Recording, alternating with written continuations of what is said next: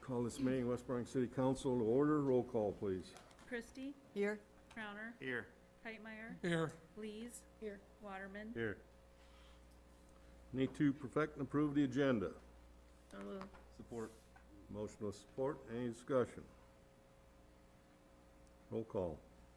Crowner. Aye. Keitmeyer. Aye. Lees. Aye. Waterman. Aye. Christie. Aye. Carried. Consent agenda. Motion to approve with the claim amended as we discussed with Leslie. Support. Motion with support. Any discussion? Approve agenda items 1 through 5, which are the minutes from the regular city council meeting on December 2nd, 2020.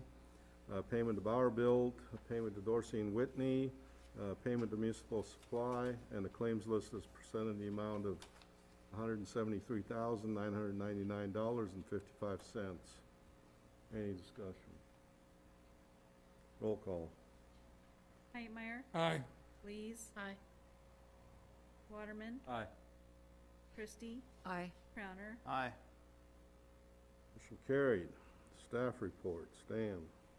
About the only thing I have is, I'm in the process of writing that, grant for the Gear Avenue Trail Extension. I've got probably several more days of writing on that to do, so that's what I'm doing in the near future. Do I have anything for Dan?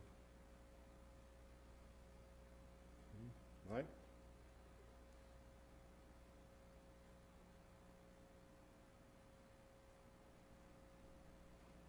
I just wanted to pass on the south lift's going good. The new box is in. They've already poured the footings and the walls up for the shed where all the controls go in, and putting all the plumbing back together. They're moving right along good. I think they're moving up later this week to put the air reliefs in and tie the manholes in on the line they already buried, so it's moving along really good.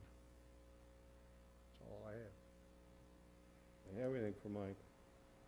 I've had a lot of feedback on the sidewalks out there on Houston. People just loving having that, especially there was that one that the entrance was really ramped there. It was really hard to get up, and I've had quite a few people mention that that's much nicer the way it is.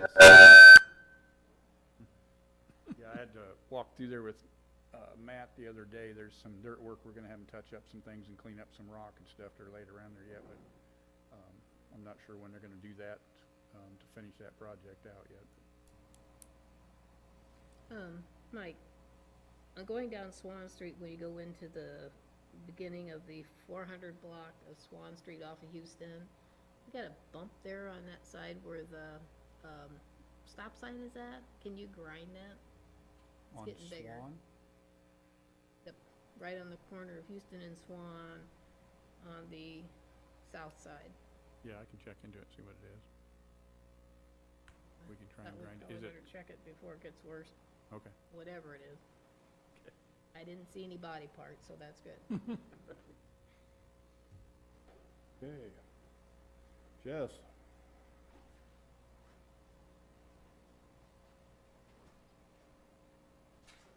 Got a few things. First thing is, I checked, and we do have 15 cameras registered. We're 15 residents registered for the cameras for us so far. So, again, we're putting it out there. If you have a camera system that you would like to register with the city for us, that would be excellent.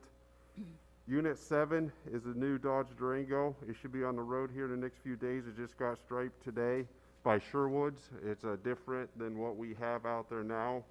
I plan on switching all the units as they come along to the new striping system that I have. I've had a lot of positive feedback on that. And then the last thing is I made you all aware of the incident that we had in the 200 block of Ballard Street last week. I sent out an email. I will be going to Ankeny tomorrow to drop that off, but we had let's see here, seven total weapons we got out of that house. Total of 29 charges between the 3 individuals that resided in that residence. We ended up getting about 38 grams of marijuana and 2.6 grams of crack cocaine out of the house. So pretty substantial amount of drugs and guns that we were dealing with that night. So we had several complaints about hearing gunshots that night, and luckily Officer Schluter was in the area when it happened, so he was able to respond very quickly and got that situation under control. Jesse, thank you very much, and thank your officers. Yep. Thanks for keeping us safe. Yep, we're trying.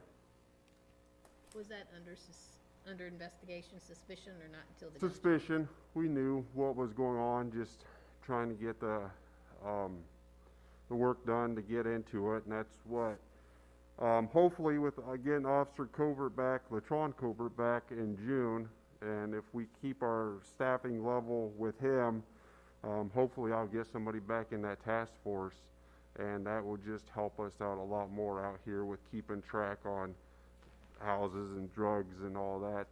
It just hasn't worked out that well the past 3 years, that when we lost Latron to the being activated for and we just lost that personnel in the task force, and just trying to do all the investigations ourselves. It just, with all the other work that we have, we just don't have time to get all that with the patrol officers. And then one last thing for me, do you have a recommendation for a camera? Is there any particular security camera that you think is better than another? I would have to talk to Brad about that. I know there's different programs out there, and you would just have to investigate a little bit on your own and see what you could come up with. I'm not that tech savvy to recommend one over the other. I just know that anything helps. Trying to get, descriptions of vehicles or whatever may happen in that neighborhood or suspects, so. I'd suggest maybe a push after Christmas. A lot of people will be getting Ring doorbells and those kind of things for Christmas, so Yep. probably a good idea to spread that out again afterwards. We can do that. Anything else for Jess? I do want to commend Cody for the job that he did the other night, and anybody else that was helping him. Luckily, we had 4 guys working that night when that happened, so, but he definitely put a lot of man hours into it. Thank you. Thank you, Jesse. Sean? Not often you see me bring notes up. We had 911 board meeting tonight, and we discussed setting our budget hearing for the upcoming next year. That'll probably be sometime in January or February that we'll be doing that. And then we'll also be doing an election of officers. We haven't done that in a couple years, so there'll be an election of officers of the current board members. On the building side, Menards is going to be pouring cement here real soon. That big open door, or what looks like an overhead door area, that's open because they're driving equipment back and forth in and out. Just like last time, when the other Menards went up, they left that open so they could bring cement trucks in. So, GRMC, I noticed there's some plumbing and groundwork. They're progressing along pretty well, pretty quickly, considering the way the weather is, and the ground getting stickier and harder each day. 321 Ramsey. I'm sure a lot of you are familiar with that house. That was sold, and another person is in the process of buying it, and they're working on getting that cleaned up. So you may see vehicles or a dumpster there too. As time goes on, it's being cleaned up. And I'm working with the new owner. They've got some ideas, and I'm trying to work through the code to see if I can help them get what they want, work it into their plans, and still meet our code requirements. There will be a Board of Adjustment meeting coming up regarding a fence request and a shed request. And I think we haven't set a hard date on that yet, Kelly, but that's supposed to be sometime after Christmas. Try to get it in before the new year, right? Yeah, I have some publication requirements I have to meet, so. Yep. So, on the fire side, so far this year, we've hit 640 calls. Usually when asked, I say we have about 600 calls a year. We're at 640 right now for calls this year so far. All the SCBA's, I worked earlier this week changing all the batteries out on them, getting them cleaned up, the regulators and everything, something that has to be done every 2 months. And if you ever wondered how many batteries we go through every 2 months, just the SCBA's alone is 200 batteries. It's actually more economical the option that we have, even though it sounds like a lot of batteries, but it's actually a better option. And then the smaller vehicles, pickups, you may have noticed up at Schluter's here, they were getting their oil changes. Not a lot else going on for fire. We've had a couple fires that we've gone on. Everything, nobody's been put out for Christmas. Knock on wood, we keep that streak going here. Any questions or? Have anything for Sean? Yeah, thanks. Kelly, you got anything going on? Not tonight. Leslie? I guess everybody got the budget scheduled, did the budget schedule, I sent out an email. That's what we're gonna try and do. It might be subject to change a little bit, and how it flows, but that's what we're looking to do, is starting every Wednesday in January. Okay. Kathy, you got anything going on? Well, I just want to repeat for maybe some people that haven't heard that we've started the Neighbor Helping Neighbors program. And so if anyone would like to help by volunteering to do someone in West Burlington's rake their leaves or shovel their snow for them this winter, just let me know. And we're looking for people to help seniors or people that aren't able to do their own work. So let me know, or you can sign up online either way on our website. Okay. Andy? Not today, thanks. Lois? Reese? Well, I just want to echo condolences to the Hagerly Elliott families and the Wistrom Carpenter families. We lost some stalwart citizens over the last couple of weeks. Lou Carpenter, she was one of our first co-chairs in getting our West Burlington Neighborhood Watch set up. And of course, Margene. Well, everybody knew Margene. She didn't know a stranger at all. I remember she was very patient with us when we'd go up with 5 cents to spend money on candy. She was probably more patient than I would have been. But anyway, I just wish to express our condolences to them. Long-time residents. Al? Good. Okay. Anyone wishing to address the council on matters that are not on the agenda tonight? There's a chance. Okay, we'll go to have a couple of public hearings, and I'll open the first one, which is public hearing on the proposed December 2020 amendment for the West Burlington Urban Renewal Area to add the Mount Pleasant Street Reconstruction Project and the Gear Avenue Improvement Project to the city's urban renewal plan. And this adds Mount Pleasant Street Reconstruction Project is Mount Pleasant Street from and including the intersection with Gear Avenue on the west and continuing east to including corporate city limits. And the Gear Avenue Improvement Project is the Dowell Bar retrofit project. And the description of use of TIF is the project will not exceed $150,000. Did we receive any written comment No. from the public? Any verbal comments? Anyone wishing to make a comment? Council wishing to make a comment? I'll close the public hearing. The second public hearing is on plans and specifications, form a contract, and estimated cost regarding the proposed Lewis Park Water Resource Restoration Project. And that is to do stream restoration, install permeable pavers, do some concrete pavement and water main replacement at Lewis Park. And let me bring that up and give you the actual numbers. It's 443 feet of stream restoration, 708 square yards of permeable paver installation, 65 square yards of concrete pavement, 205 square yards of sidewalk, and 701 linear feet of water mains and some other miscellaneous items. and the estimated cost for that is $445,000. Did we receive any written comments? No. Anyone wishing to make verbal comments?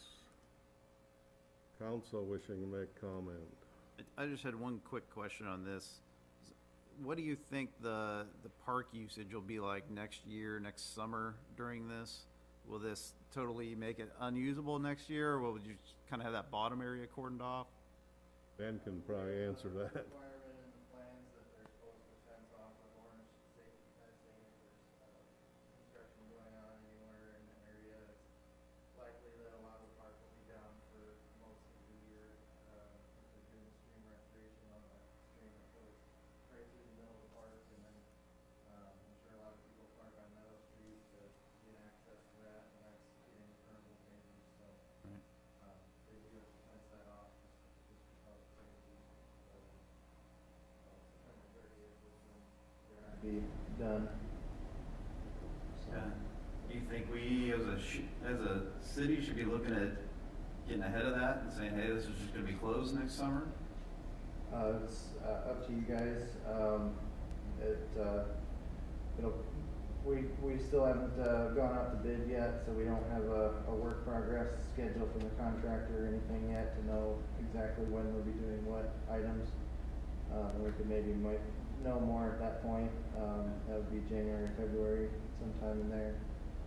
Then we could maybe look at when they'd be closed and what parts of the park would be closed when and that sort of thing. All right, thanks. Okay.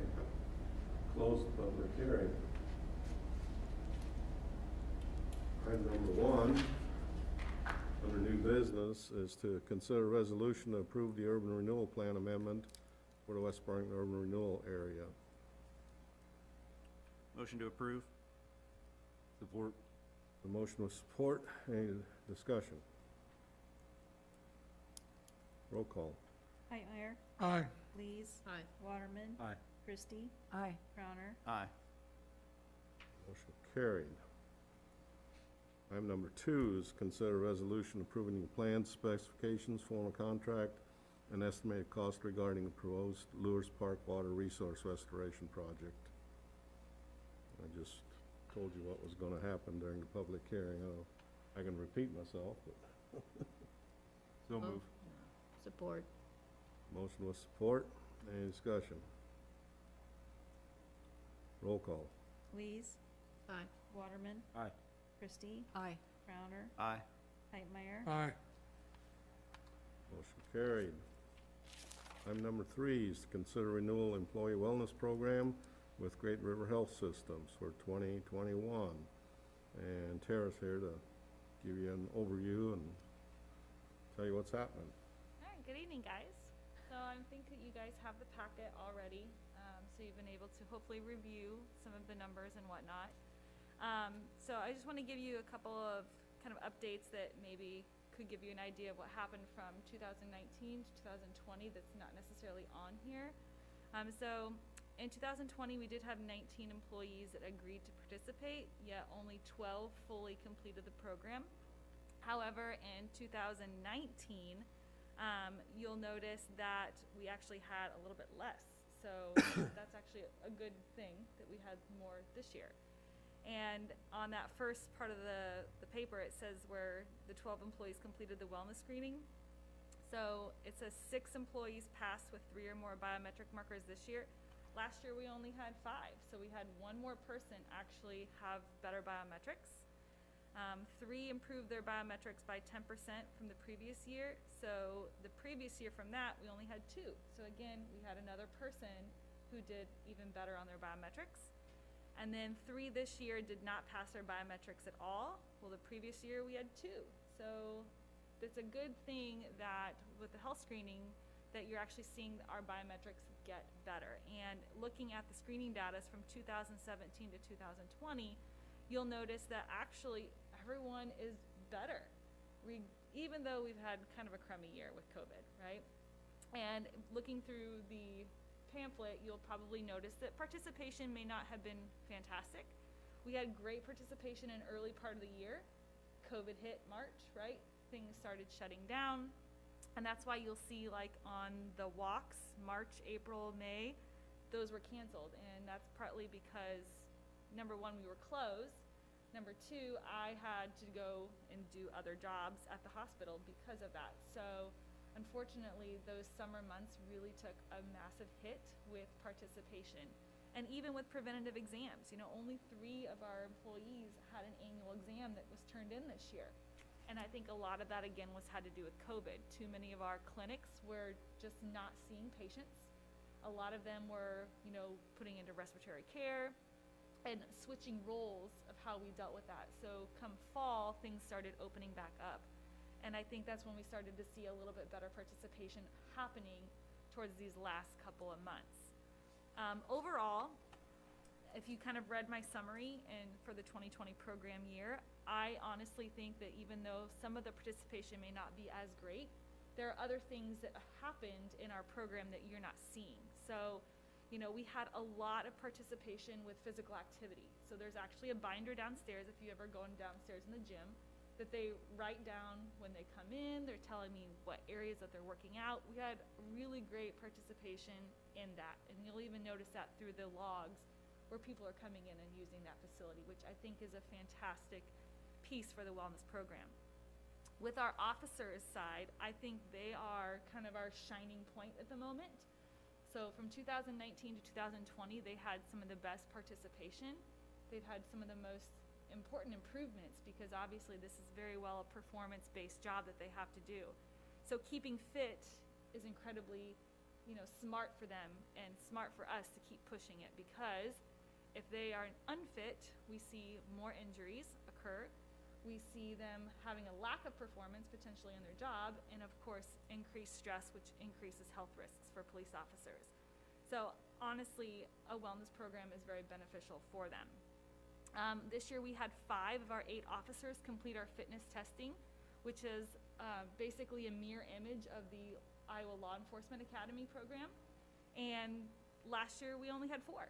So we had another officer that's getting involved with it. And with our new officers that are in the program, we already have basically them saying, yes, I'd like to participate next year if you guys go ahead and offer it. So all of our officers besides 2 will participate in the coming year should you approve it, which is great because we've got several newbies that definitely need to kind of be put on a track for keeping themselves in shape, learning proper nutrition, and just good overall form when they are exercising and doing certain maneuvers. Obviously on the administration side, there was a little bit less of a participation there. Unsure of how that could have been alleviated. There was a lot of communication through email, through text messaging, me just being here and present. However, we do have several administration that are still willing to participate next year. Overall, out of our 12 that did complete the program, you'll notice that they all did a pretty great job. For all of our tier assessments, our number 1 tier, we had 2 police officers actually get the highest level, which is fantastic. And then the next level, we had 2 administration employees. Tier 3, we had 2 officers and 1 administration. And Tier 4, we had 1 administration. So more officers earned higher awards compared to the 2019 year, which is fantastic. So moving on to kind of the proposal, should you want to consider doing it again. Basically, we're going to keep very close to a mirror image of what we're doing for the police officers because it's working clearly. For the administration side, I have kind of tweaked a couple of things for them in terms of their independent program, which I think would be a little bit more maybe motivating for them to want to do because it's a little more physical activity based. And I've talked to all of them about, topics and challenges and things that they would definitely think would be a great incentive to do. So we've kind of already built that out, and it's already in your packet so you can see quarter by quarter what they would have and what I'd be coming and talking to them about. But the program cost is actually going to be $110 less compared to the 2020 year, and then even so forth the previous year. So We're keeping our wellness screenings, the wellness walks and group workouts, the quarterly program of the newsletter, the seminar, and the challenge. Those will still be in place. The police independent program will be the fitness testing improvement, which they've always been doing, and the administration independent program, which is a little bit different this year. So you can kind of look on the very last page of how it's kind of all broken out of what we're exactly going to be doing. But open to questions if you have them. Anybody have any comments, questions? This question is somewhat to you, but also somewhat to the council. My previous position at Weingard, we had mandatory health screenings in order to be on their company insurance. I am their wellness coordinator. And the one thing they did, which I thought was nice, was they came out to us one day Yep. a year and did it. I don't know if that's an option to have that here with the amount of people that we have. The wellness screenings? Are you Yeah, to that- actually come here and do them. We do. I do. Okay. Yep. Okay. Come here. I was confused by that because you mentioned the people had trouble getting in, seeing doctors this year to get the screenings done, so. So I do the wellness screenings, but in terms of, and we just literally did them in November. Okay. So, because we were definitely more open and whatnot. I think probably, March through July-ish, those were the kind of the hot months where Sure. a lot of physicians weren't seeing a lot of patients because a lot of the departments at the hospital were actually shut down. Or the physicians were being moved to, say, the respiratory clinic or something of that nature. Okay. Well, I am a true believer of what gets measured gets managed. And if we're not even taking a look at that once a year, then I think, the program's probably not doing what I think it should do. Yep. So I'd like to find a way to either mandate that or really incentivize that we at least get the health screening done to be on our insurance. Part of the program is, in order to even earn an incentive, you must have the wellness screening done. So if you do not do the wellness screening, yet maybe you do all the other stuff, you're not even considered for an incentive. But we're still missing a lot of people, right, on We the are. wellness screening? Yes. Okay. Just my opinion, I think that saves the city money in the long run. I think there is reasons to have that health program, and I understand if people don't want to go out and take the walk with you, but I really think they need to get screened and at least have some idea of one time a year at least of where they're sitting at. So, Yes, I 100% agree with you. Because, again, many don't go to the doctor. And Yeah. I find that with most of my companies that they kind of were coming to me for the healthcare questions that I try and help and answer. Well, I know from that previous company how much money we saved long-term through that wellness program, and it really is something that needs to happen. So I would be much in favor of this, but I would also like to see more people take advantage of it, especially at least the screening. The wellness screening.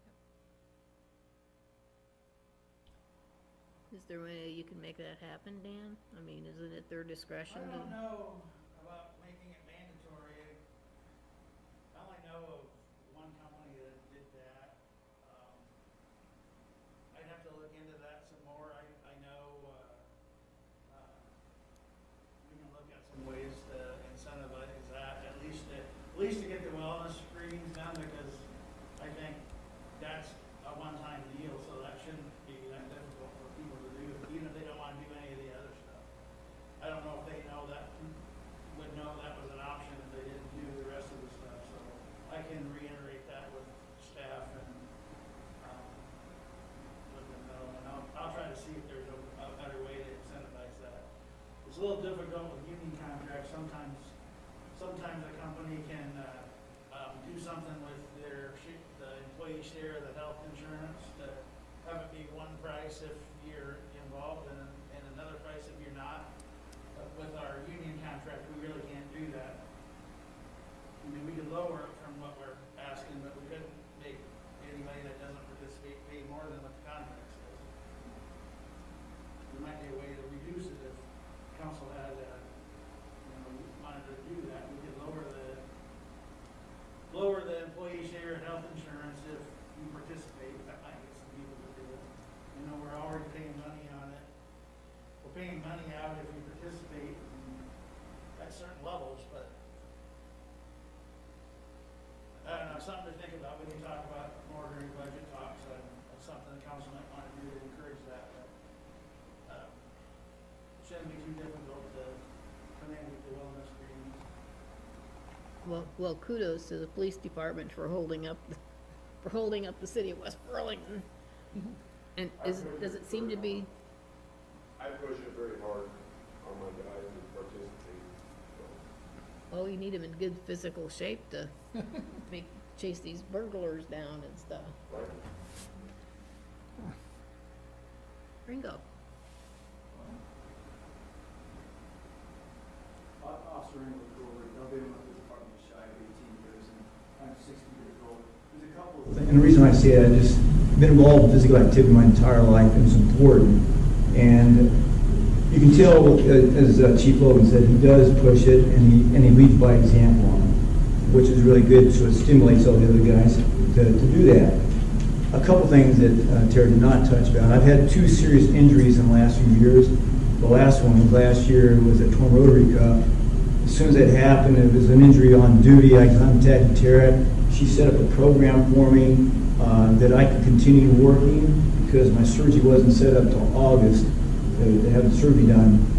And I think a lot of it because the surgery went well, and I was able to get back in actually in uniform on full duty 2 months before schedule. Normally it's a 6 months recovery, and I was back in 4 months. And of course, being we were short people, so it was important to get back on duty. Those are things you can't measure. You cannot measure that in money or anything like that.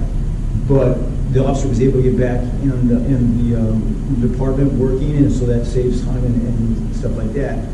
Again, Tara, and then a previous incident, I had a torn meniscus, and again, Tara helped me out, getting things prepared, and was able to get back several weeks earlier again. So there's things that she didn't talk about that you need to look at too. I support the program. I think it's important, and I think you have less injuries. You have less illness. I don't know what our sick days are, but Chief Logan probably knows, and it's not that much for our department.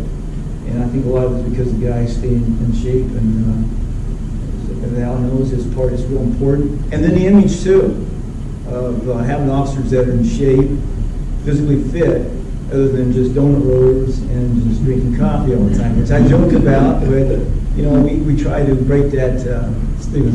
So anyhow, thank you for talking about. Hey, Frego. I would reiterate that too. I think what Andy said too, just having the wellness screenings, and we can get extra points by going and having your annual physical, and some of those health screenings count towards your points in here. But I know I found what could have been a very serious health issue early on because I was trying to get my points for my wellness program. So, I mean, you can't really tell exactly how much it saves, but if I had not done that and waited another year or 2 years for more symptoms to start up, it would have been a much more expensive treatment, I'm sure. But how do we get the other employees? Because it always seems just like the same handful of administrative employees and my police department. But what about Mike's public works guys? They had been active in it. I mean, it's not like they've never been active in it. There was a time when the public works was more active than the police department. With COVID, it's made a big difference, like I said, the loss and stuff. Honestly, time frames when she's doing things work out better for the police department now, where before when we did things in the morning, it was better for my guys at that time. And as much as I got going on, I mean, maybe that's not an excuse, but every time something's going on, I have way too much going on in my job to even sit down and take time to go do that walking.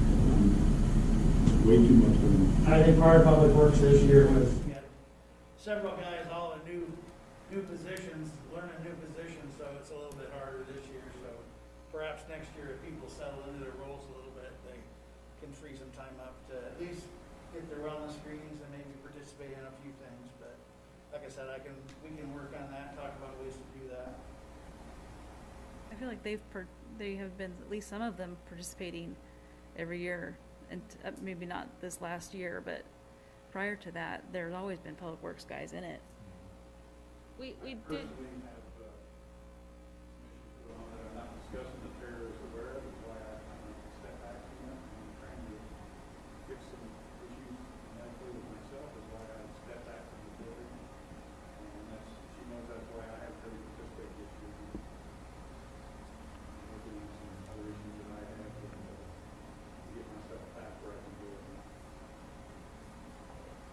the wellness screening, it does pay, it makes a big difference, because you'd rather know ahead of time than after you're out in ICU and like, oh, yeah.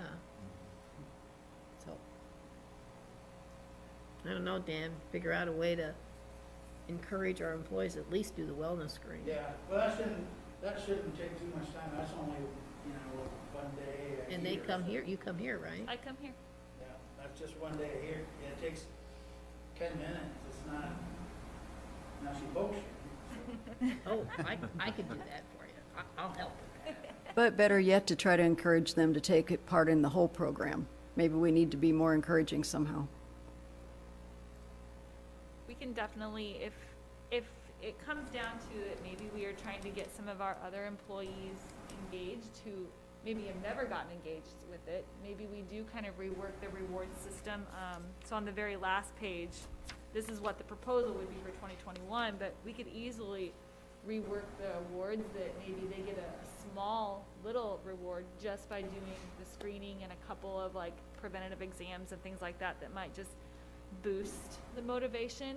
And when you boost it a little bit, sometimes it kind of sparks that drive to go a little bit further. So that very well could be something that we build in there to help those maybe see what they're missing out on. Back years ago when this all started, comments were made that if everybody got involved, it would possibly lower the premiums.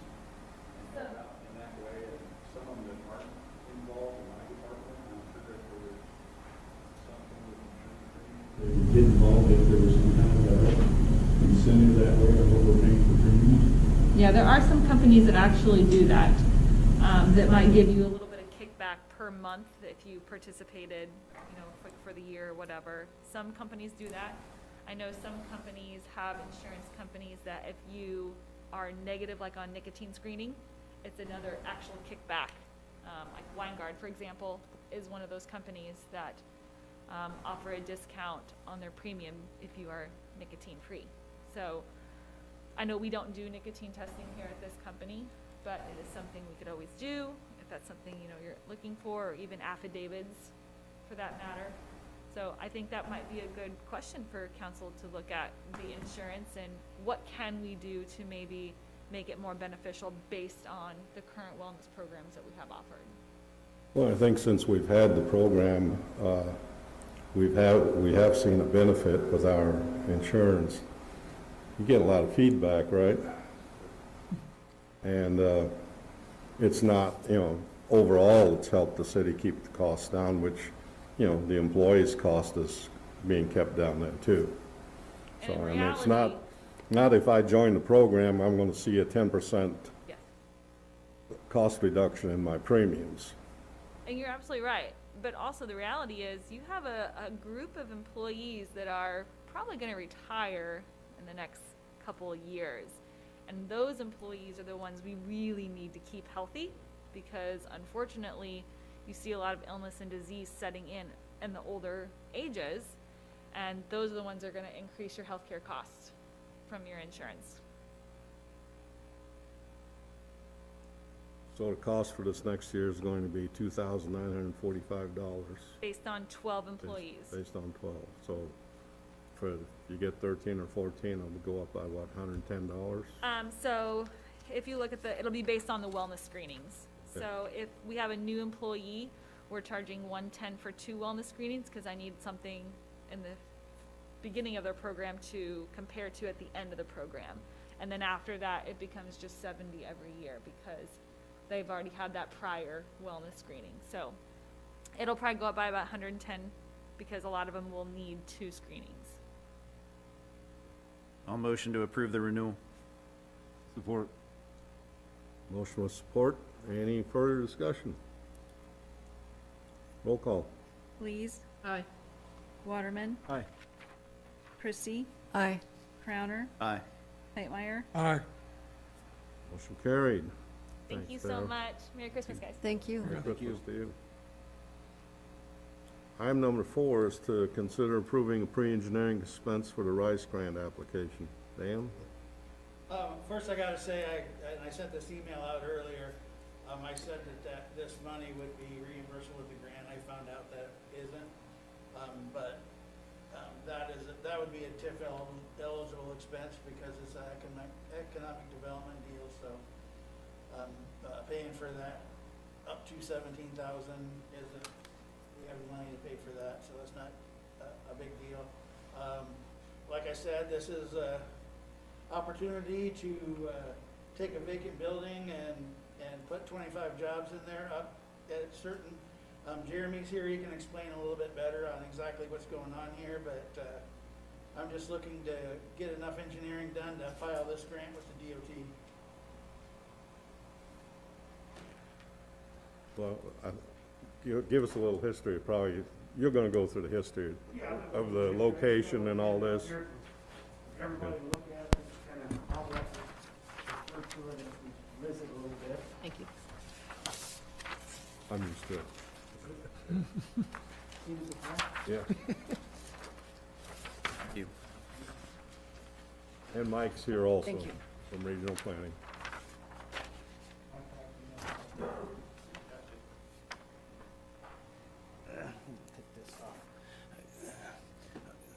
Good evening, everybody. I'm Jeremy Hess with the Greater Burlington Partnership, Director of Economic Development. And so just want to visit a little bit with you tonight about what we've dreamed about and what we hope for at the former Raider building out in your community.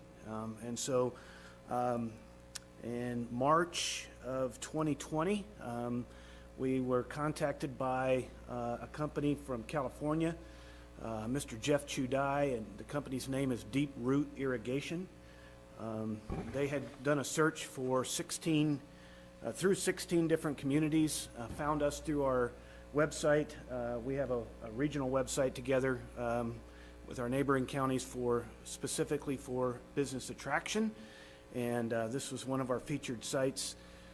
As you may or may not know, the Raider building was at one point going to be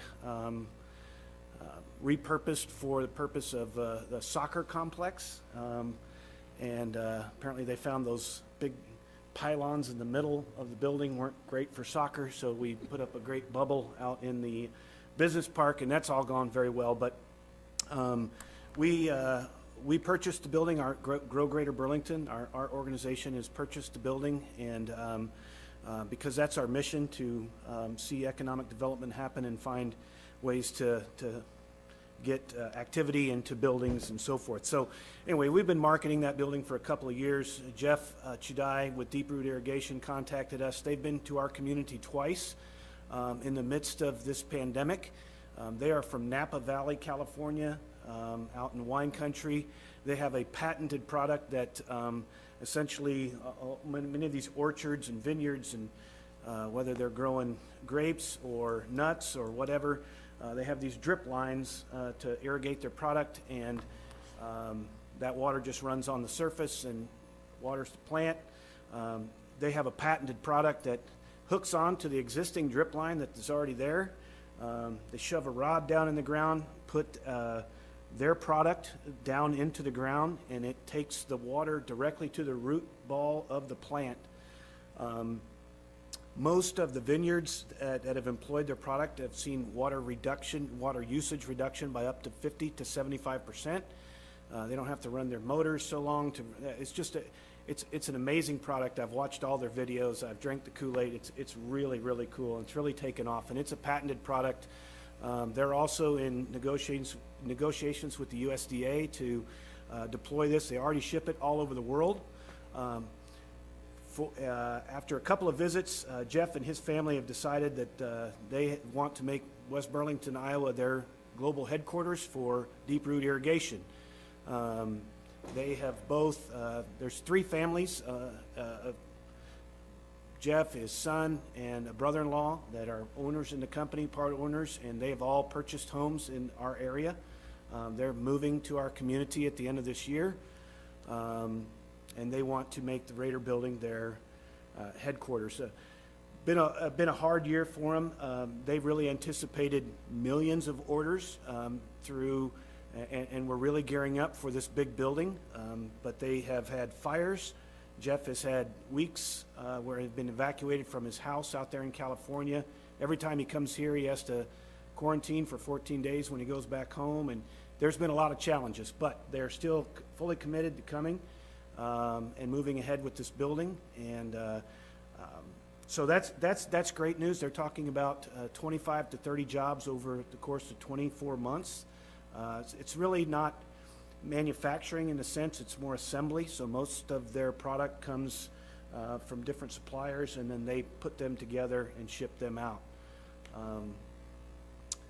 That is the kind of the base or the start that we needed to see what we'd all dreamed of as far as this West Burlington Industrial Park take place.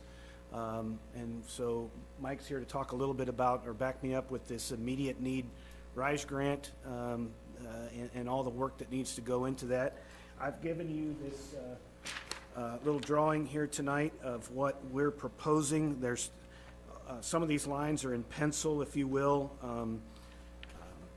You might ask, are these guys really coming? And I know they are. In 2020, I've learned to not say there's nothing that can go wrong. But we have just recently finished doing the work with Klingner and Associates to final plat the last little bit of road that's leading up to the building and the 7 acres. We spent roughly $7,000 to kind of get that done with the anticipation that we would have a piece of property to actually transfer to this company. And so we're super excited. We're glad to see some progress out here. We've had a lot of work go into clearing concrete and crunching concrete and getting old pieces of concrete out of there. If you haven't been there lately, it looks a whole lot different than what it did a year and a half, 2 years ago. So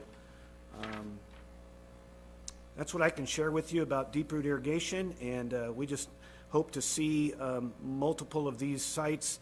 I will tell you, if you look up if you're holding it this way, in the upper right-hand corner, there's a 4.3 acre parcel. That's currently not owned by Grow Greater Burlington. That's owned by Southeast Iowa Regional Planning, but because it is probably more developable than some of the other pieces on here, we are looking to do a land swap with Southeast Iowa Regional Planning for the 4.1 acres that's basically right next to the pond. They've got some plans for that, and ultimately taking a rough piece of ground, getting jobs coming in here, and seeing this developed would be a great thing. And that road would just really spur this on.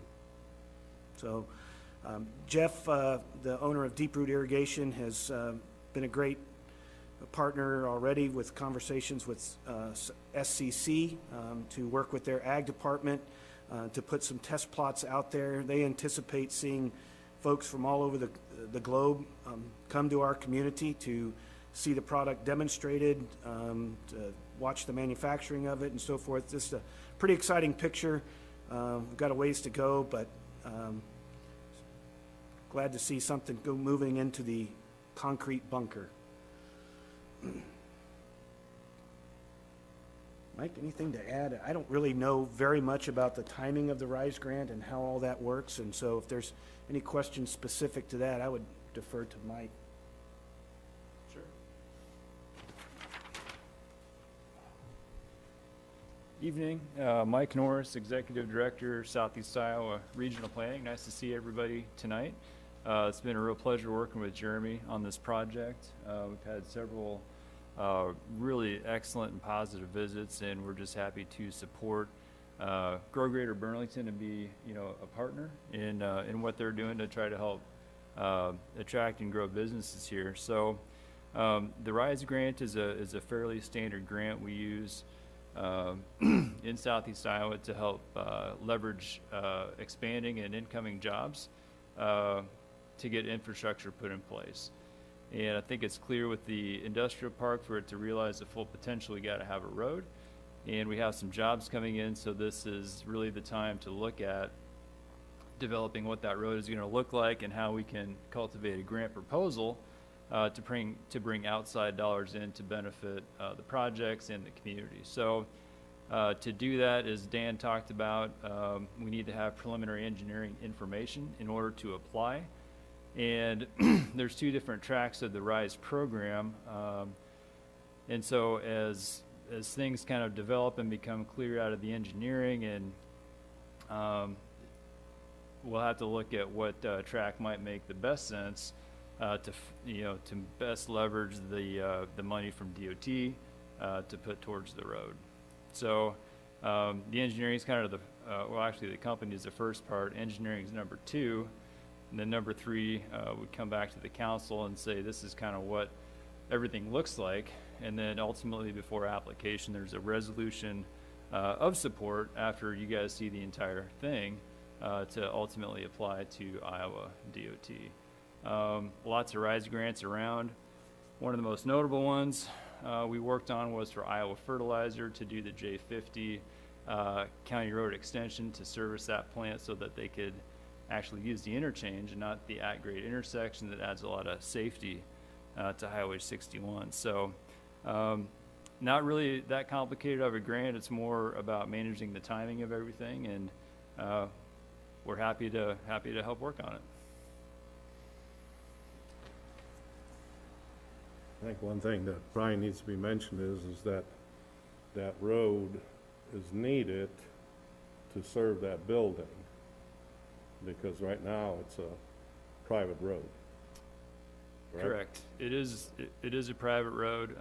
Once this gets all done, it becomes a public road. Correct.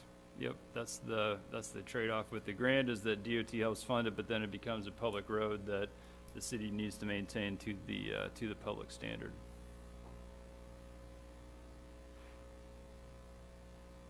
Where are we at in terms of the agreement of them actually purchasing the building? They are currently in conversations with a local bank, and actually pursuing additional help, possibly through Southeast Iowa Regional Planning, the revolving loan fund.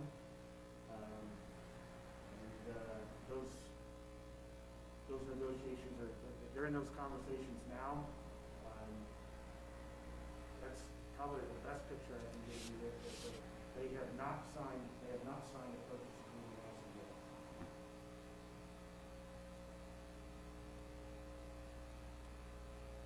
You want to mention how much money is available for the loan? If they come to regional planning for a loan? Yeah, we have several revolving loan fund pools.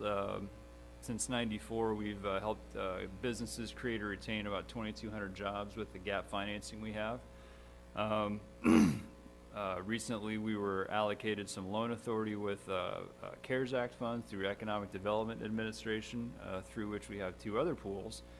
And we have $1.5 million to lend to that, up to $375 for one project, and then we have other funds available at this time. So, so I've talked to Mr. Shudai about this, and he thinks it could be a benefit. So they're kind of working out with the bank to where we could potentially complement their project, to come into it. And so there's a couple balls up in the air here, but that's when we kind of want to get things at the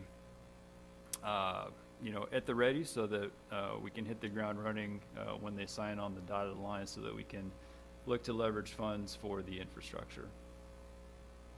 And another comment, we've also put forward a lease agreement to that company in case financing is a difficulty for them. I don't anticipate that, but our organization we're fully committed, and Jeff is committed to the building. We're committed to him to see this through, and we'd all love for him to come in with bags of money and just pull the trigger and get it done. But we're willing to do the hard road to get him in there. So that's our position.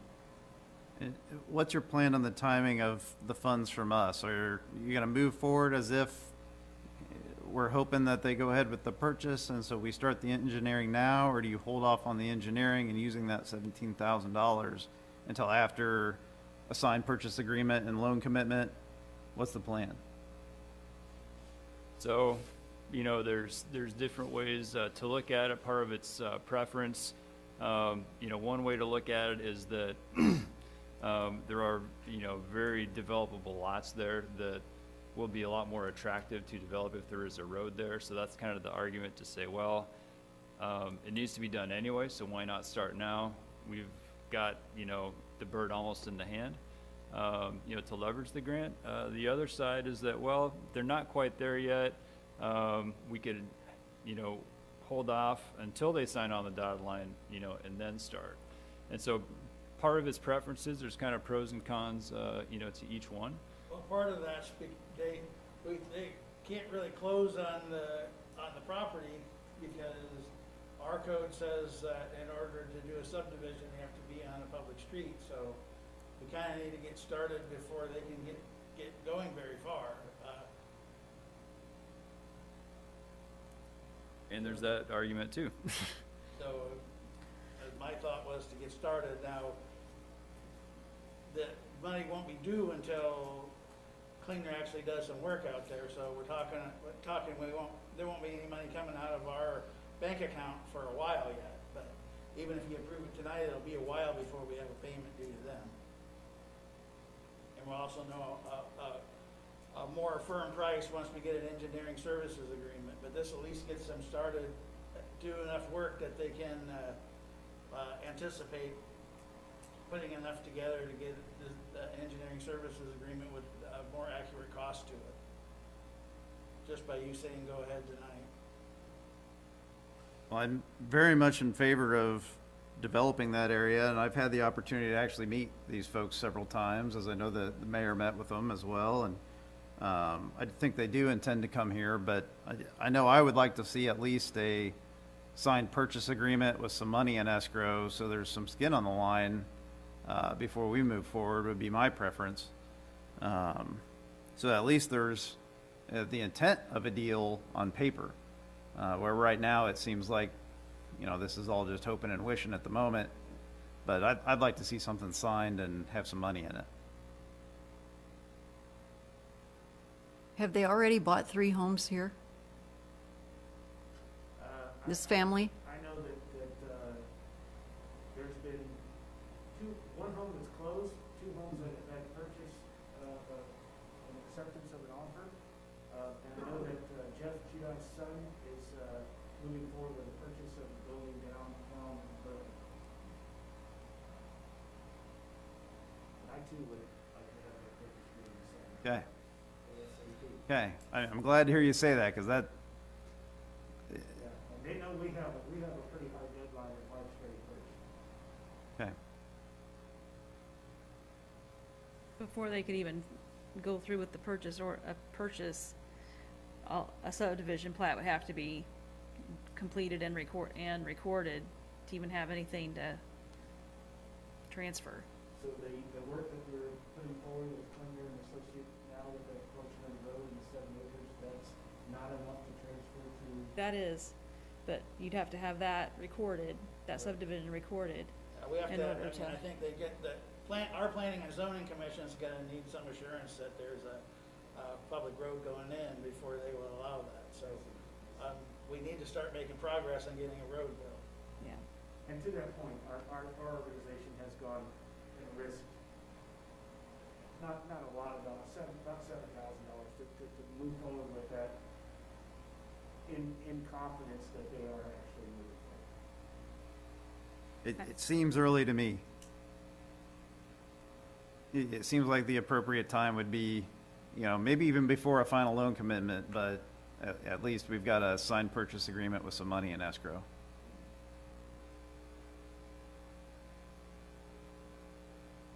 Either way, though, that road's gonna have to be built. Whether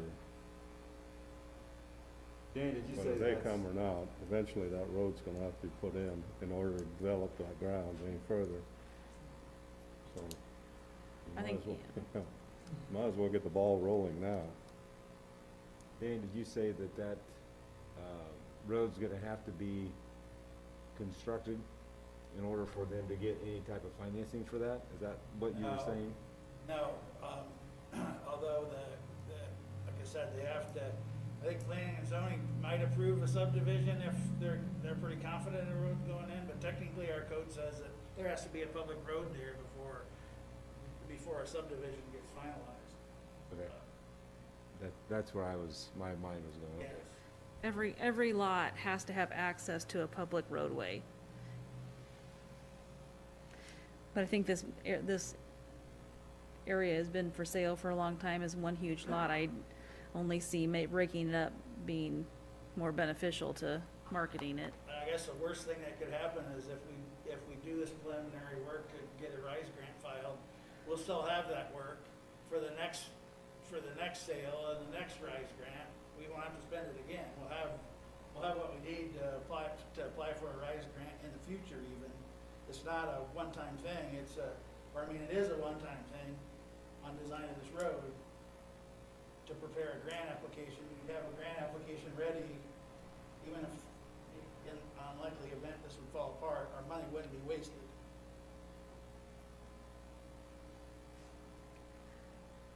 It's just to ask it pointedly one more time, is there a reason to do it today instead of waiting until we have a signed purchase agreement?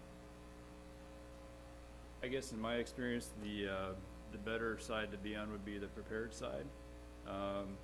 You know, I think the longer that you might wait on engineering, it just, you know, pushes a lot of things down the pike. It delays the time that we could, you know, respond to write the grant. So I think, you know, this is a great area to develop, and from my perspective and experience, I think being prepared is the better way to go. And I don't think it'll be money misspent. We have engineers in the room. Is there what's a time frame on something like this? I'm not sure what you're doing. Yeah. Claiming off. Here, take a look at this picture. Yeah. Don't expect that, but you know, when we bring you a normal street project, what's our time frame on something like that? Are we, is that a 6-month thing to get it done? Because it doesn't seem like that typically. It may depend how long it takes, how long the project is. I'm not sure what requirements. We're not designing the street here, we're just doing enough preliminary work to be able to tell the DOT what's gonna happen. Yep. Which is a lot less engineering than designing a street. This is so that the DOT will give us money to put this street in. Says grant, right? And the grant will pay for the rest of the design, but this is just, get enough information. The DOT wants a lot of information before they hand over their money, and this is to put enough engineering information together to even apply for the grant. And so that application takes time, this design's gonna take some time, the application is gonna take some time, and the DOT is gonna take a little bit of time to turn it around. So the further we push that back, the further everything gets pushed back. Well, with doing it now, we're showing the community that we're interested bringing jobs now, getting a head start instead of putting it off the way I look at it. It's showing the interest that we have as a council of bringing new jobs to us. Our organization is kind of in a similar situation where, I know that I want to have everything recorded, so we've had cleaner out there and doing survey work and so forth, and we've put some money at risk, as I said, about $7,000 to get kind of ready in the anticipation, knowing that when he says he's ready to go, I'm ready to go. And we can make that transaction, and we can move forward, and we can meet our deadlines. If I wait for that and put it off because I'm not quite sure if he's really coming, and he says, let's go, I know it's gonna be 3 months before I can even move forward with closing. And I also know that if on the outside that he doesn't come or changes his mind on that particular building, at least I've done the work, knowing I'm gonna have to do that work for the next guy that comes along. That's kind of where we do it.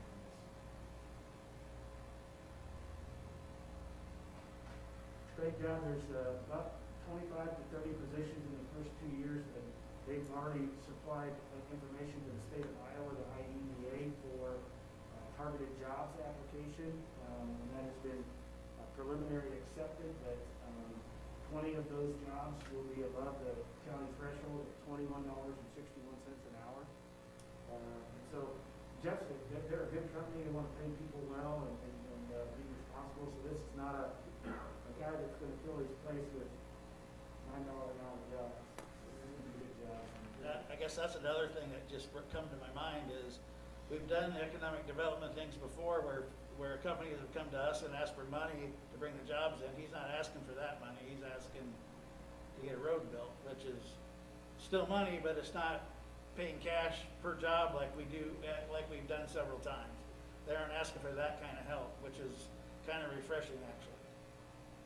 And don't misunderstand me. I want to do this. I just, in my world, I don't understand the hesitation to move forward with a purchase, intent to purchase and get a signed offer and start down that road, even if you're still working on financing. So to me, that's ringing alarm bells to me in my world, going, well, that should be done before we're talking about this.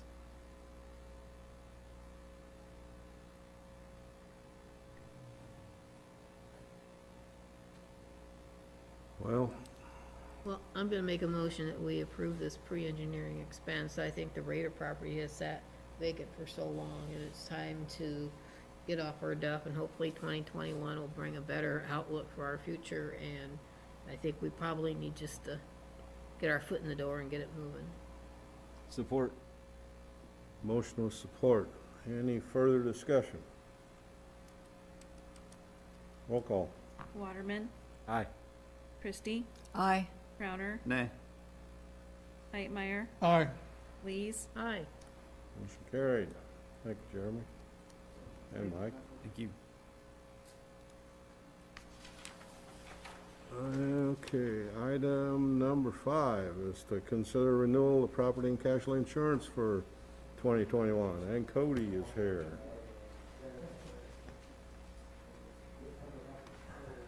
Good evening, Mr. Mayor, council members.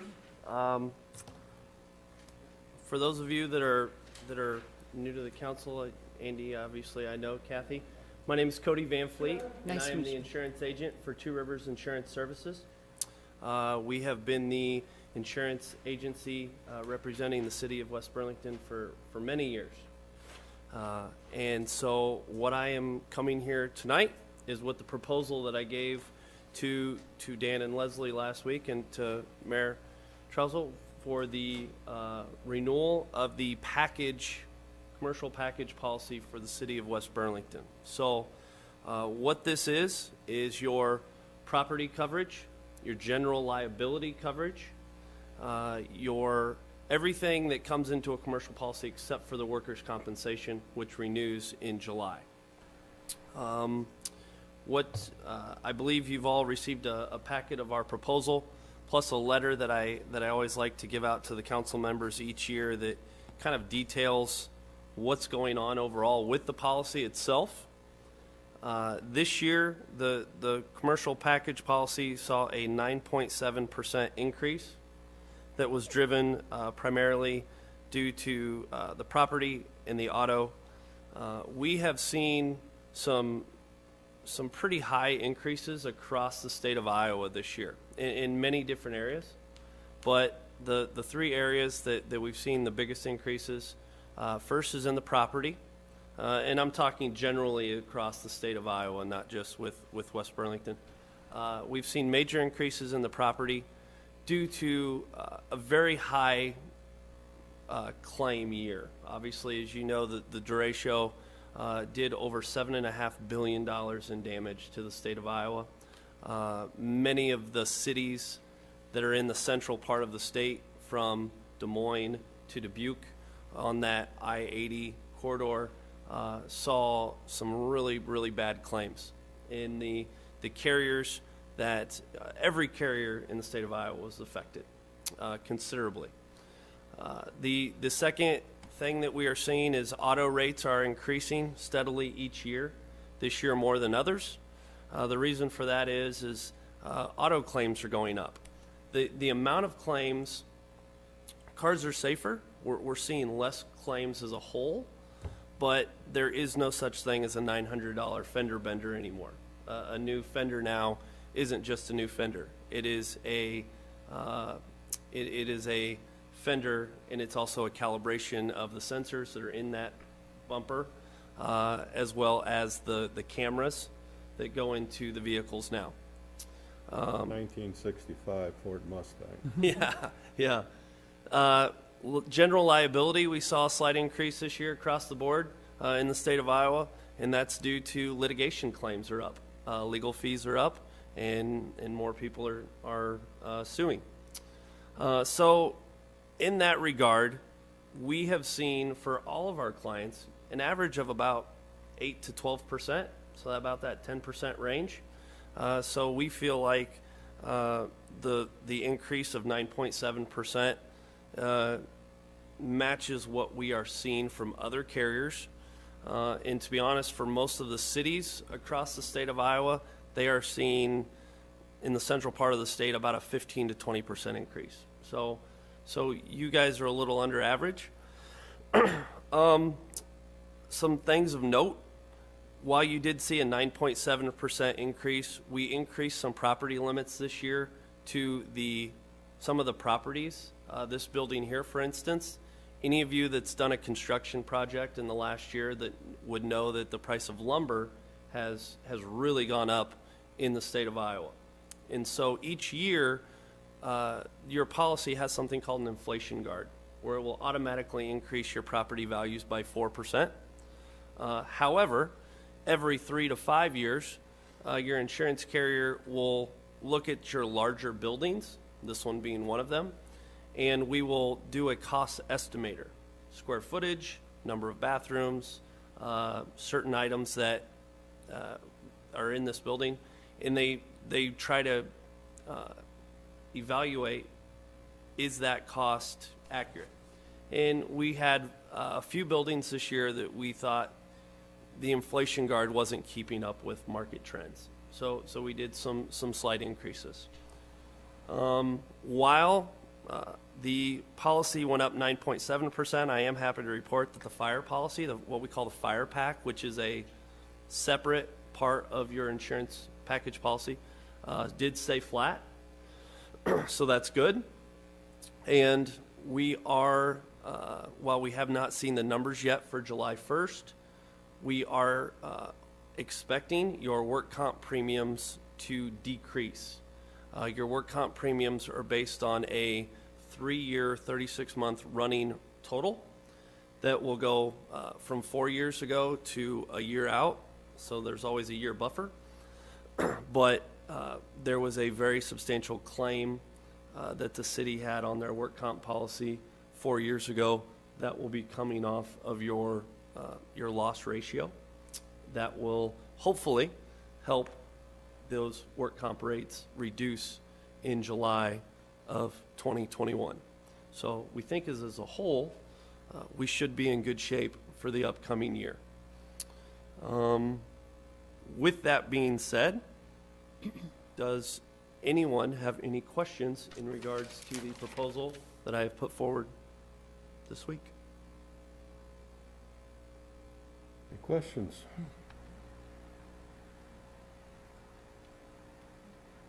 Nobody has any, Cody. That's good. I'll have to entertain a motion to approve the resolution. Motion to approve. Support. There's a motion of support. Any discussion? Roll call. Christie, Aye. Crowner, Aye. Heitmeyer, Aye. Lees, Aye. Waterman. Aye. Thanks, Cody. Thank you. Thank you. Merry Christmas to all of you. Thank you. Thanks, Cody. Item number 6 is to consider a resolution authorizing and approving a loan and disbursement agreement and providing for the issuance and securing the payment of $5,977,000 in water revenue bonds, Series 2021.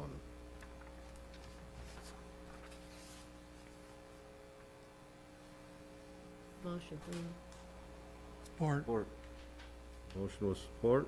Any discussion? Roll call. Crowner, Aye. Hightmeyer. Aye. Lees. Aye. Waterman. Aye. Christie. Aye. Motion carried. There's nothing else in there that we gotta vote on, right, Kelly? No, that's just, it, Just the resolution will authorize you certificate to is- sign all those yeah, documents. Okay.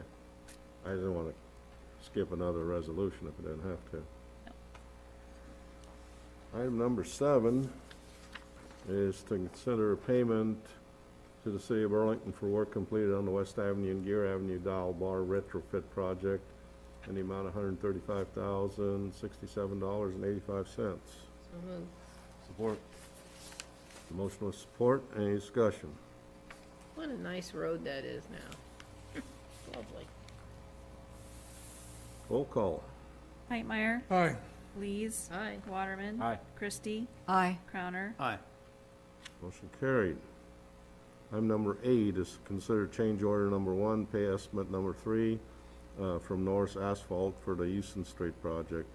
The change order is in the amount of $9,147.58, and the pay request is in the amount of $58,925.53. So moved. Support. Motion with support. Any discussion? Roll call. Lees. Aye. Waterman. Aye. Christie. Aye. Crowner. Aye. Hightmeyer. Aye. Motion carried. Item number 9 is consider payment to Snyder and Associates for engineering services related to the following project. The Water Tower and Booster Station project, $1,962. Gear Avenue Trail project, $3,605.98. And the South Lift Station project, $10,539.53. Motion to approve. Support. Motion with support. Any discussion? Roll call. Waterman. Aye. Christie. Aye. Crowner. Aye. Hightmeyer. Aye. Lees. Aye. Motion carried. Item number 10 is consider a resolution setting a public hearing to discuss the status of funding for the community health centers of southeastern Iowa, the infectious disease mitigation project for January 6th, 2021 at 6 p.m. So moved. Support. Motion with support. Any discussion? Roll call. Christie. Aye. Crowner. Aye. Hightmeyer. Aye. Lees. Aye. Waterman. Aye. Motion carried. Item number 11 is to consider purchase of 3 rifles for the police department in the amount of $5,066.10. So move. Support. Motion with support. Any discussion? Jesse, I just have a question, because it says here, it says unlike shotguns, rifles are set up for the individual officer. So if we set one up for an officer and he leaves, is that rifle able to be reset? We can reuse it, it's just the way the stock and everything is, they're just adjustable stocks, and the scope's adjustable, so we just, whenever they go re-qualify with Sean, they would just reset it for that officer. It's just Okay. a lot. And we, I think if anybody used mine, they'd have to get a longer stock. we did have money budgeted for this. I remember, okay. Roll call. Crowner. Aye. Hightmeyer. Aye. Lees. Aye. Waterman. Aye. Christie. Aye. Motion carried. Item number 12 is consider first reading of an ordinance amending the water rates. And those rates would be changed. The monthly distribution charge of $24.25 per meter stays the same. The first 3,000 gallons would be no charge with the payment of monthly distribution charge. 3,001 to 1,000,000 gallons would go from $8.40 per 1,000 gallons to $9.74 per 1,000. 1,001 to 1,005 gallons would go from $6.14 to $7.48 per 1,000. And 1,500,001 and above would go from $4.19 to $5.53 per 1,000. And this would take effect on the first billing in February.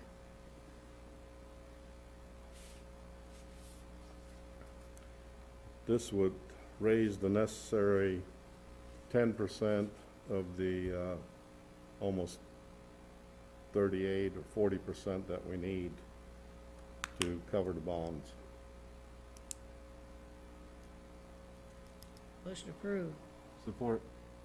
Motion of support. Any discussion? Dan, I just had one question on the memo that was with it.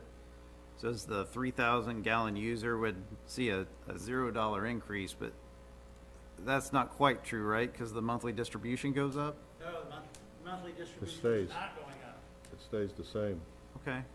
That's, I had our rate at that at $22 and something. I'll have to go back and look at that again.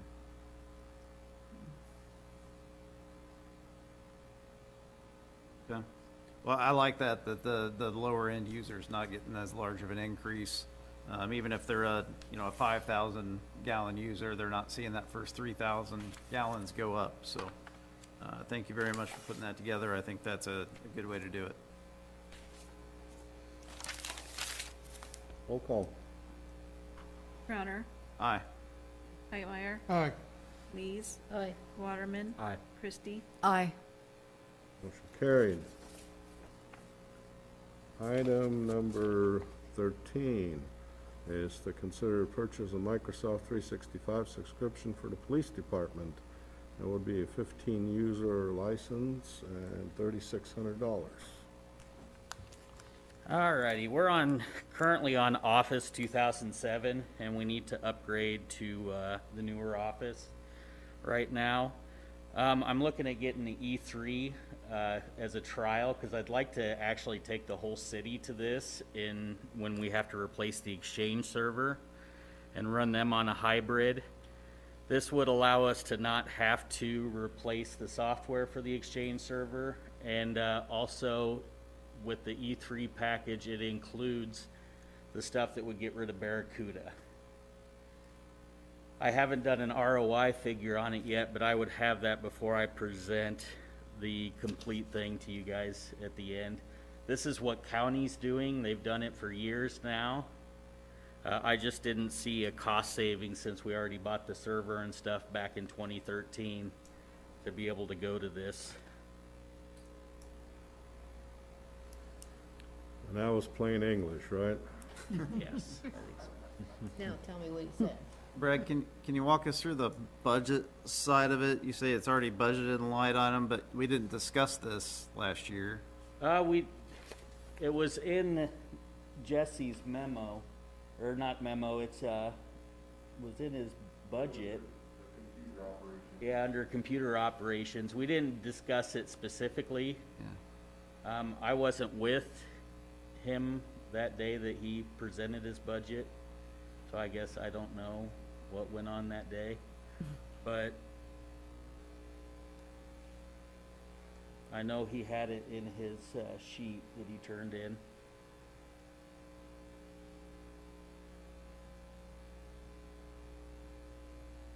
So what's the new upgrade? What's it called? If it's not 2007. No, this is Office 365. I think they're on 365. 2019 now, but Office 365, you wouldn't have to upgrade again. You'd always be on the latest. You just never stop paying for it. Yeah, it's a subscription based instead of buying a software license, is what it amounts to. Have your officers tried it out, Jess, or we haven't gotten it yet? We haven't gotten it yet. So how come you need 15? 15, I'm not going to buy the 15 users now. I'm asking for the 15 users for when he hires reserves, if he hires reserves. He's max full at 15, and so that's why we requested 15 licenses, so I didn't have to come back here if we got one. But you plan on getting some more reserves right here shortly, and that's why I included them in there. But you only get what you need right now, Yeah. so up to 15. And this is also more of my big goal of to get the public-facing servers away from us, to kind of take our surface area and reduce it for security reasons.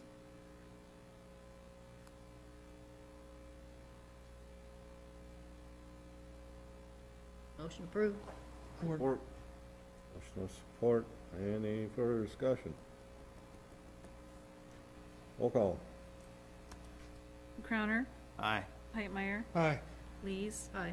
Waterman, Aye. Christie. Aye. Motion carried. Item number 14 is consider entering into an agreement with Great River Housing, Inc. to fund a residential rehab program, and Mike is here. Let me say something first. We did this several years ago.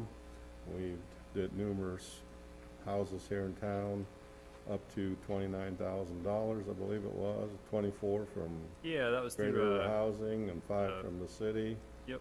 And it's using the LMI dollars. And how much LMI dollars do we have, Leslie? Like $100,000. So the money is there to do a program like this again, and there's probably several homes in the community that needs done. One of them that just got done, if anybody wants to check it out, is across the alley, Joni's, Mark Hagerly's stepdaughter. And they did a great job on that. So with that being said, I'll let you explain the program a little further. Okay, well, glad to be here again. This is just kind of a continuation of a discussion we had earlier this year, and at that time it kind of came up in conversation that maybe we should talk about a rehab, see what that looks like. So coming back around to that, and in the memo I gave Dan, just gives you a little bit of background about Great River Housing Trust Fund. It's a 501c3 that regional planning started about 12 years ago. We've been in operation now for a while. We're one of 27 certified local housing trust funds in Iowa.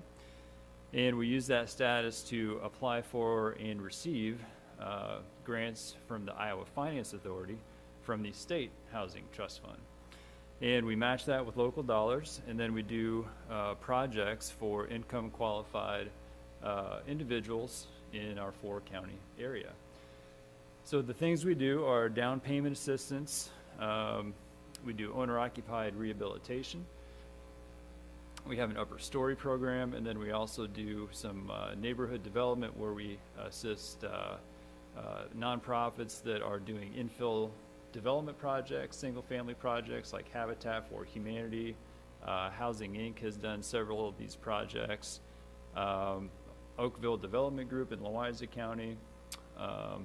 And we've also done a couple of, or at least one new construction finance here in West Burlington that was income qualified. So it's a great organization. It's probably one of the most flexible things we have with housing because we can we can do so many different things. So so the proposal summary is Great River Housing could match West Burlington TIF dollars on a 1-to-1 basis up to $15,000. So that would create a $30,000 program at the full match. And beginning in July of 21, we would go looking for projects. And I think we've actually have a waiting list now of people that have already contacted us for rehab. We've just completed a project here across the alley, then over on West Burlington Avenue as well. So we have been doing some activity here in West Burlington. I just went ahead and tried to do some advancement of thought here to look at an exterior only rehab program so you can really see the results of the program. That would include roof siding. Siding would include siding, soffit, fascia, gutters, windows, entry doors, porches, and that probably about covers the exterior. So I think we'd shoot for 3 on the exteriors, depending on the house and the bid scope. Sometimes you can cover a few windows and maybe a partial roof repair for $10,000, or maybe it's just limited to a small roof repair for $10,000. It's hard to shove a lot of things into that work scope and get it $10,000. So that's why I say at least 2, if not more than that. Obviously, trying to maximize the funding. So on the income qualification, I provided some income details. These would be focused on persons or families at 30% of the area median income, and I've listed those out per household size in the memo. And we would income qualify each person to make sure that they're eligible, and we have to do that for State Housing Trust Fund anyway, and keep all that documentation. The type of assistance would be in the form, sorry, it's odd hearing the echo in the hallway. It would be in the form of a 5-year forgivable loan, and it's forgivable if they live in the house for 5 years after we've done the assistance. If not, there could be a partial clawback on that.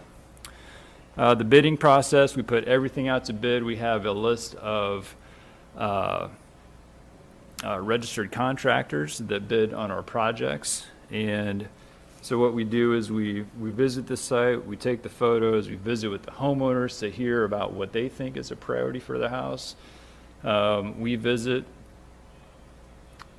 we put together a bid scope, run that past the homeowner, put it out for bid, award the bid, complete the project, close the project, and then move on to the next. So we try to keep it simple for the homeowners. We try to be, of course, extremely respectful. It's a very personal thing to be working on somebody's house. And we also, of course, work closely with our contractors to make sure that we're doing the scope of work, but also if you find anything else that maybe we can't tell with the initial scope, that we're trying to problem solve so that we're not leaving an issue that we found while doing the work.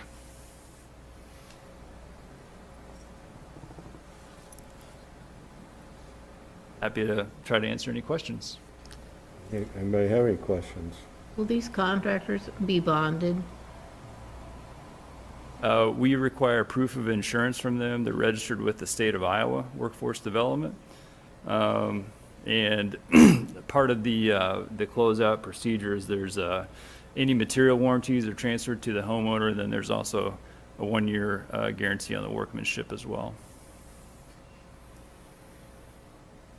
Yeah, I don't think in all the years we've ever had any problems with contractors as far as, you know, we've had some homeowners that were awful, you know, in my opinion, overly nitpicky, because they ended up getting, you know, basically work done for little of nothing. They had no skin in the game, but they nevertheless, some of them did a lot, some complaining, not a lot. I would say by and large, you've got really positive outcomes. You know, I would say the vast majority of our clients are very, you know, very grateful for the assistance and very, you know, accommodating. I think our contractors, you know, go above and beyond almost every time on the projects to do maybe a little bit extra. So we've had a good run here. We've had a lot of projects in all 4 counties, and we're looking forward to do more. Well, I think the time is right, because there's people that doesn't have money to fix up their houses, and we have hungry contractors that are anxious to work, and I think it'll be a good win for our community, because we've done it before in the past, and I've heard nothing but good remarks in our community. I've heard horror stories in other communities, so it's like, ooh, well, we must be lucky. Would we be updated during the year about the progress? Sure, yeah, yep. So what what we usually do for the Housing Trust Fund Board is we do updates and we show the befores and afters. Yeah, it's just a great deal. So I'd be happy to show them to you once they start doing stuff in town. We haven't had any. Well, we've had this one here. Yeah, we're doing. We're just finishing up the one on West Burlington Avenue. Which one's that? I don't remember the address. I want to say it's 200 block. Oh, okay. Yep.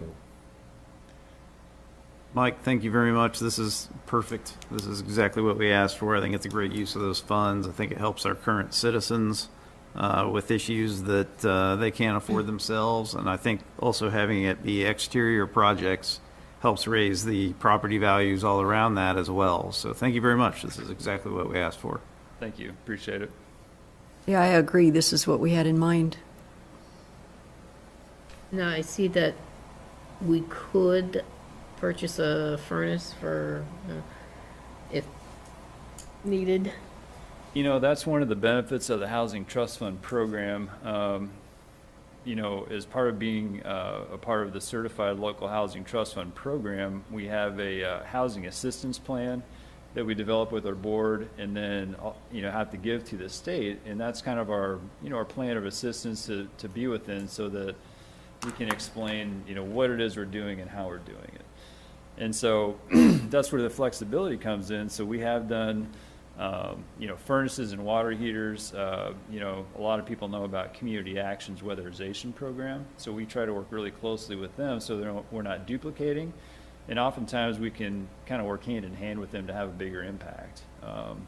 And one thing to keep in mind too, it is about the current homeowner, but it's also about the homeowner in later years that will buy that house. And so that benefit kind of carries on. And I think it also, you know, helps the neighborhood as well. So, you know, we have done furnaces, water heaters, electrical safety upgrades. We've done a whole ton of hardwired smoke detectors. When we're out on inspections, it is constantly surprising how many people don't have working smoke detectors.